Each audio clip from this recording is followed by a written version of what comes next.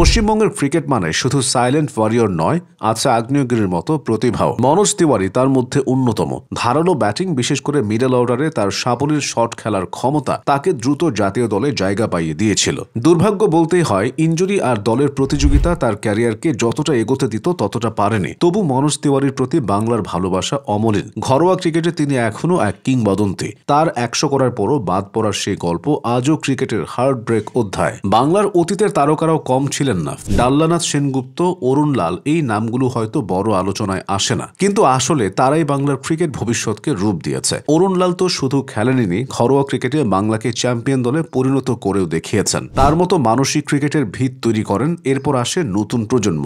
অভিমন্যু ঈশ্বরন ইন্ডিয়ায় নিয়মিত ডাক পাচ্ছেন, যদিও এখনো আন্তর্জাতিক অভিষেক হয়নি, কিন্তু এ টিমে তার পারফরম্যান্স তাকে ভারতের ভবিষ্যৎ ব্যাটসম্যানদের তালিকায় রাখে। তবে পশ্চিমবঙ্গের ক্রিকেট ইতিহাসে শুধু পুরুষদের নয়, মহিলা ক্রিকেটেও সমান তেজ আছে। ঝুলন গোস্বামী, যিনি ভারতীয় ক্রিকেট ইতিহাসে সর্বকালের সেরা ফাস্ট বোলারদের একজন। গ্রামের এক মেয়ের হাতে ধারালো বোলিংয়ে যেন রূপকথার বাস্তব গল্প। তার গল্প শুধু ক্রিকেট নয়, স্বপ্ন দেখার গল্প, সংগ্রামের গল্প, লড়াইয়ের গল্প। ভারতের জার্সিতে দ্বিগুণ সাহস, দ্বিগুণ শক্তি, দ্বিগুণ বোলিং বৈচিত্র্য।